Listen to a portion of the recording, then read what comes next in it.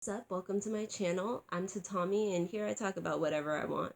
And today I want to talk about my two favorite movies and how I swear I can never find anyone who also likes these movies, and also there's just never really a time to watch them.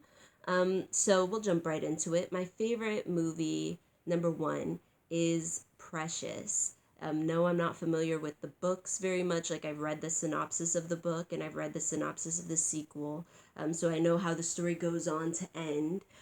But I was introduced to it through the movie. And for me, the movie was like a modern adaptation of The Color Purple. It was like seeing something, because when I picked up The Color Purple, I was 8 years old the first time. It was just in my house. Purple was my favorite color, but it ended up really reflecting a lot of things that were going on in my life, abuse wise, neglect wise, mentally, etc. So, that book really changed my life. But it was set in a time like that I didn't understand as much and couldn't relate with as much. There were parts that were really confusing to me because I just didn't understand the culture of people back in the day, the lack of communication people had, etc. So, but the movie, okay, so part of why I love the movie so much, I think that's like Monique's like second best role. I think her first best role was Charm School. That was probably the best character she's ever played. I don't think she's ever gonna nail a character quite like that headmistress again. But her character in Precious was just so on point. It was so realistic, and she did such a good job. Gave so much energy and love to it that who it's just wonderful. The story itself, like I said, was a modern adaptation, like in a way. So it was really relatable. It was relatable how her parents were acting. It was relatable the situation she kept finding herself stuck in without power.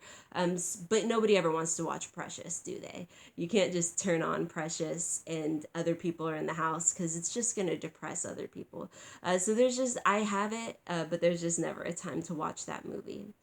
The second movie on my list is The Wiz.